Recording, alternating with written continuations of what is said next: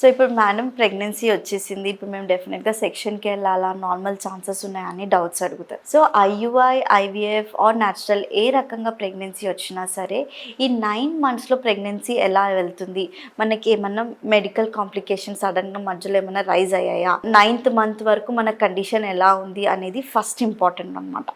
9th month వచ్చిన తర్వాత ఏ ప్రాబ్లం లేదు in terms of twin gestation or in terms of heavy morbid weight or in terms of hypertension, BP uncontrolled, ఏమైనా మాయ కిందికి ఉందా. సో ఇవన్నీ కండిషన్స్ చూసుకొని సెగ్రిగేట్ చేస్తారనమాట.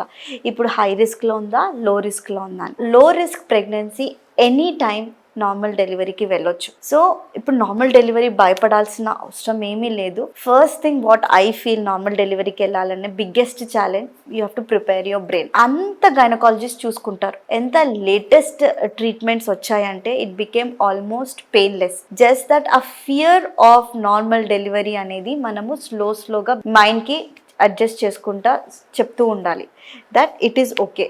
There are new equipments which have come, new treatment modalities which has come, and the things immediately ఏమన్నా బేబీకి stress అవుతుంది, బేబీ డిలే అవుతుంది ప్రోగ్రెస్కి అంటే వెంటనే సెక్షన్ చేసుకునే అంత బెస్ట్ డెలివరీ మొడాలిటీస్ వచ్చాయన్నమాట.